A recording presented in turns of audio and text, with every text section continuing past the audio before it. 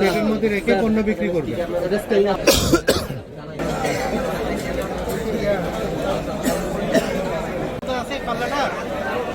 ধন্যবাদ। আমি lieutenant commander নাফিস, Gazipur RAB ক্যাম্পের ক্যাম্প কমান্ডার।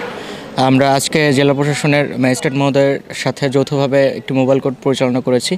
এছাড়া এই অনগোয়িং রমজান মাস উপলক্ষে আমরা এই ধরনের কার্যক্রম আরও বেগবান করব এবং অব্যাহত রাখবো। এবং শুধু এই এলাকা না, আমরা বিভিন্ন এলাকায় বিভিন্ন র্যান্ডম সময় গিয়ে এই ধরনের অভিযানগুলো পরিচালনা করব, যাতে জনমনে প্রশান্তি থাকে এবং মানুষজন সুস্থ সুন্দরভাবে বাজার করতে পারে এবং রমজানের দিনগুলো পার করতে পারে। ধন্যবাদ। Thank you. যেহেতু এখন পবিত্র রমজান মাস, তো পবিত্র রমজান মাস উপলক্ষে আসলে নিত্য প্রয়োজনীয় যে পণ্যগুলো আছে সেগুলো মানসম্মত পণ্য বাজারে আছে কিনা এবং এগুলা যে ন্যায্য মূল্যে বিক্রি হচ্ছে কিনা। শিয়া বাটার ও ভিটামিনে সমৃদ্ধ লিলি বিউটি সোপ, তারুণ্যময় উজ্জ্বল ত্বকের জন্য। মেনলি এই সংক্রান্ত বিষয়। আরেকটা হচ্ছে যে পণ্যগুলার ওজন পরিমাপটা সঠিক আছে কিনা। আমরা এজন্যই আর কি জেলা প্রশাসন কর্তৃক প্রতিদিনই আমরা মোবাইল কোর্টে বের হচ্ছি বাজার মনিটরিং কার্যক্রম পরিচালনা করার জন্য।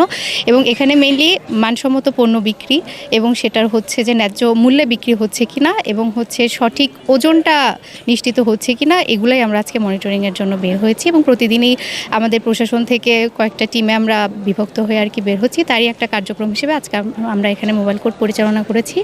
এবং এখানে মেইনলি আজকে ব্যবসায়ীদেরকে সতর্কতাই করা হয়েছে প্রাথমিকভাবে। আমরা যেখানে আর কি ওজনে আর কি আমরা অনিয়ম পেয়েছি তাদেরকে প্রাথমিকভাবে সেটা ব্যাখ্যা করেছি এবং কি করতে হবে, বিএসটিআইয়ের অনুমোদন লাগবে সেই সম্পর্কে তাদেরকে সচেতন করেছি। আর একটা বিষয় সেটা হচ্ছে যে পণ্যের যে মূল্য তালিকা, এটা আমরা আসলে কোথাওই পাইনি।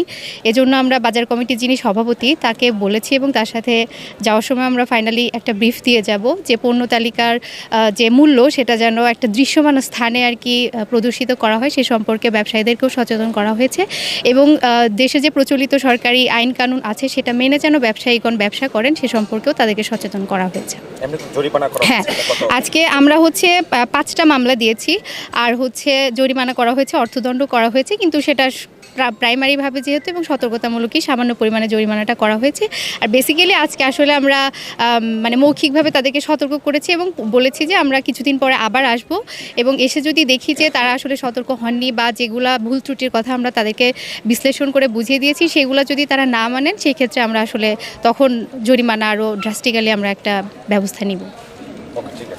Thank you.